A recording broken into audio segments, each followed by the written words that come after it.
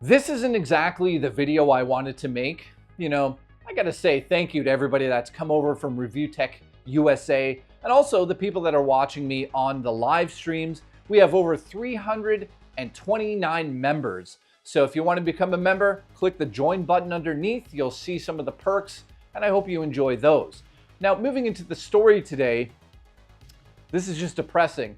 I have seen so many people message me on Twitter, hundreds of people talking about how depressing the state of gaming is at the moment.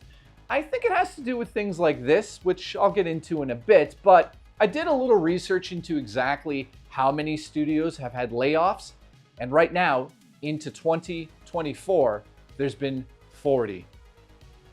So I'm just gonna read a few of the stats here and then we'll get into the video. Xbox, 1,900. Sega of America, 61. Riot Games, 530. Discord, 170. Twitch, 500. PlayStation, as of yesterday, let go of 900 people. And there's one more smaller company here, Review Tech USA, let go of one person.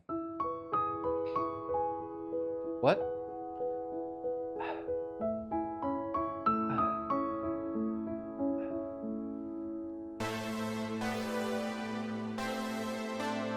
I want to start this video off by saying something that I think is very, very important to say. Do you remember when the Wii U failed? Mr. Iwata, he decided to take a pay cut so nobody at Nintendo would be laid off. I just wanted to bring that up just real quickly before I get into what Sony has done. This is a difficult video for me to make because I know a ton of these devs, these artists, these voice actors, the actors in the games.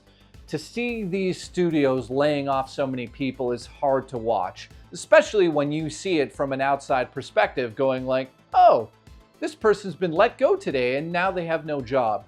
And let's times that by about, I don't know, 6,000. What are we, like we're in a month into 2024 and there's around 6,000 people that have been let go. This year is going to be tough. So it was announced by Sony yesterday they'd be letting go of 900 people from studios across the board. They'd be shutting down one major studio in the UK that did some of those SingStar games with the microphone, which I've never played, and that's not a knock to the studio. They must have been pretty impressive. But back in the day, they also handled one of the Getaway games, which I actually really enjoyed. It was kind of a competition game against Grand Theft Auto. But yep, that's no more. And what's also really sad was that Jim Ryan was just at the studio like 5 days ago, I guess having a celebration going away party, because we also know that Jim Ryan is stepping away from the company, and I can kind of take a guess why now.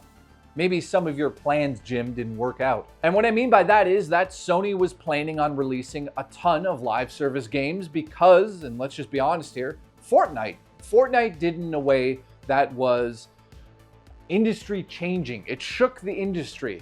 And then it started to go downhill, and Epic Games realized what they really needed to do was introduce a creation aspect to Fortnite and have it in that world to succeed again, and the numbers started to go up again.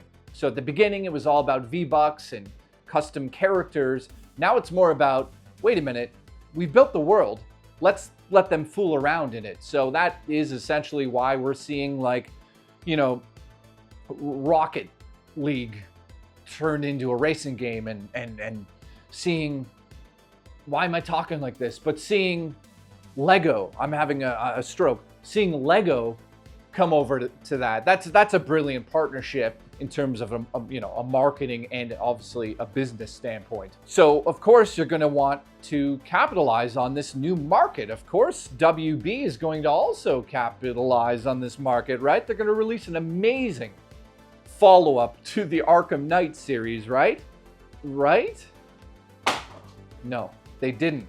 The game's got 500 concurrent players online right now on PC, and WB even came out of the woodwork to be like, yeah, we messed up here. This is not what we wanted. And I'll say this to WB directly. I know some people over there, you can't focus on the structure of how to make money without focusing on how fun the game will be. Helldivers 2 on PC and PlayStation 5 at the moment is a perfect example of how you handle live service gaming.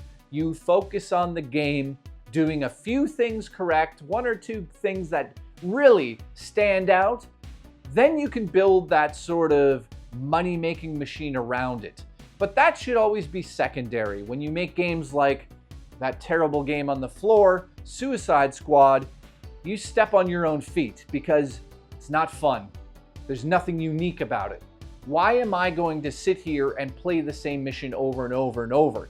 Yes, you nailed some of the comic book lore and the stories, and I like watching the characters' stories, sort of open up as I go through this, but it's not fun.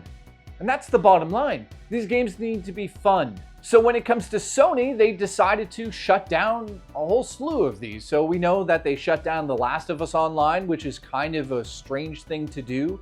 That would be based on their, I'd say, arguably one of their biggest IPs. They have an HBO show that is gigantic, winning awards, but then they shut down a new version of the game. That obviously indicates that live service gaming is going out the window. What's replacing that? I know what it is. I don't think a lot of people really see it from my standpoint, but again, Sony has made the announcement about this already. Helldivers 2 came to PlayStation and PC the same day, and now it has 500,000 concurrent players, I should say, on PC right now. You can go there right now. They had to up the servers to 800,000. You had the company themselves saying, please wait, don't buy the game because we can't handle the success.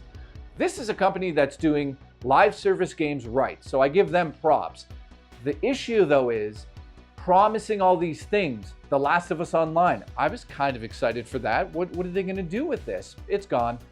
Then there's, of course, another game that was kind of leaked yesterday. It wasn't green lit, so it's not the end of the world, but there was a Twisted Metal live service game in the works, and now it's out the window. In my personal opinion, I love that series. And yeah, I don't like live service games, but when I play Helldivers, I kind of get the idea that that's fine.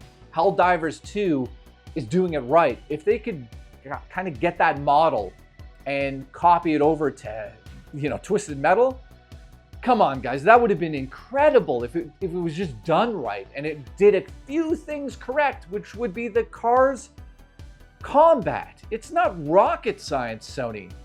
And it's not rocket science, WB. You did that to yourself.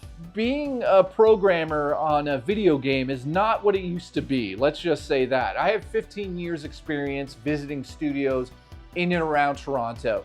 And every single thing that I saw in the studios was the same in every other studio. Overspending on stupid crap in the office and overspending on trends. Oh, this is going to be a big thing. Let's go in this direction. And focusing on the dumbest things, doing QA testing.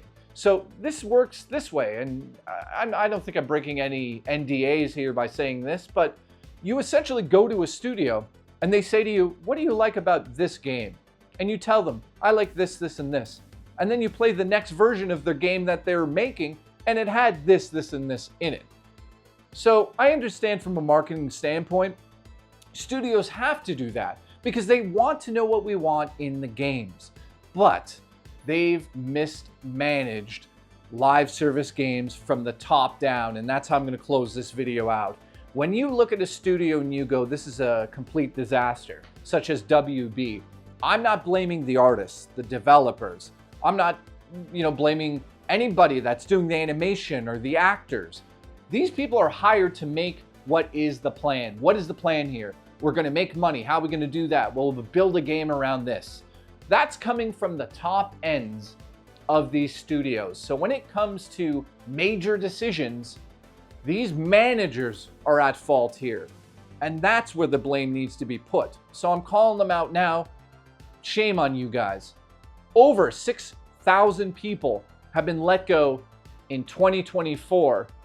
And it's simply because greed. You guys know there's a bottom line and you have to hit it. And yes, again, I'll say that some of the studios have even pressure above that. But how come Helldivers, this small little studio, they take this simple idea and turn it into this gold mine? But you've got WB work on a game forever, coming off the tail end of an amazing trilogy, and they blow it completely. You have to look at the studio structure, and that is, again, why Sony has said, we're looking at the studio structures, and we need to let people go. That's the same reason why Xbox said the same thing. So at the end of this video, you're wondering, like, what's my opinion on what's happening? I think COVID brought tons of eyes to gaming that just was never there before. And when that happens, a lot of investment takes place. And that's on the back end of things. And this seems to be like something nobody's really talking about. But when a studio wants to go out there and make a game, they have to essentially take out a giant loan. And that giant loan's gonna have, you know, a rate on it, and they'll pay it back monthly. So they'll release a game and hopefully start paying it back monthly. It's all based on loans and rates and how much they can take in and how much they can put out. Now, when it comes to COVID, they all decided, why don't we all just get loans and just do these crazy projects? And, you know, obviously Sony thought live service games is the future because they had 12 of them in development. So you have to sit back and wonder, why is this happening? Well, it's quite simple. We're saturated with AAA games that have so many things that are, I mean, I'm having a seizure thinking about this. And I'm not downplaying Like a Dragon Infinite Wealth. It's an amazing, incredible game. But do we need 16 games a month that are like AAA developed with 500,000 things you can do in them, you know, 150 hours to complete? How is it possible as gamers to complete 3 of those in a month? It's just not sustainable. But when it comes to live service games like Helldivers 2, I can jump in a match and I can have so much fun that it completely overshadows everything else that's in my library at the moment. Why would I want to sit there grinding an amazing AAA game, all these things, this, that, and that, then all of a sudden, what's this? Oh, here comes another 70, 80-hour game. What's it called? Final Fantasy Rebirth. Oh my God, how are you supposed to do this? It's not sustainable. So the backlogs build up. And in the meantime, why do you think Helldivers is doing so well? It's introduced one gameplay mechanic. That's it. Go down there, have a squad, shoot bugs and robots, have a blast doing it, get out. That's it. That's all it needs to do. The studio understands that, and that's that. So that's my theory on some of why the industry is imploding. And lastly, backlogs. Let's talk about that quickly. I've got God knows how many games. I'll ask you guys, let me know in the comment below, and I definitely will be reading those. How many people have these huge backlogs that just keep getting bigger and bigger and bigger? And then also, let's just be honest here, how many games can you afford a month? I can't keep buying $100 games in Canada a month. Like Final Fantasy Rebirth, I desperately want to play it, $100. That WB game, piece of shit, $100.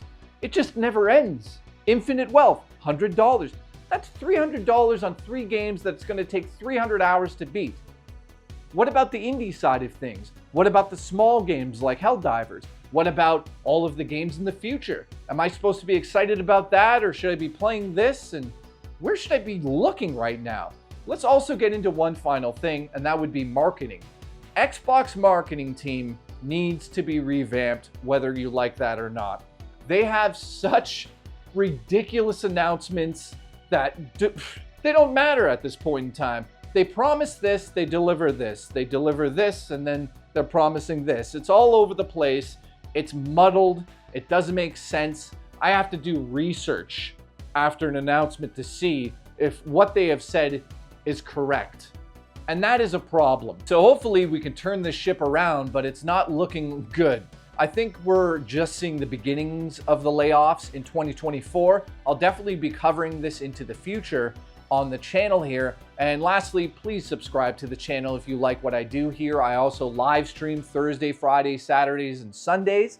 All of the info is in the underbar and the top pinned comment. And once again, I just want to say thank you to everybody from Review Tech USA that came over here.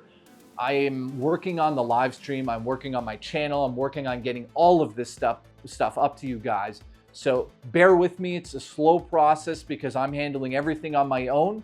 And I really Really appreciate you guys. Thank you.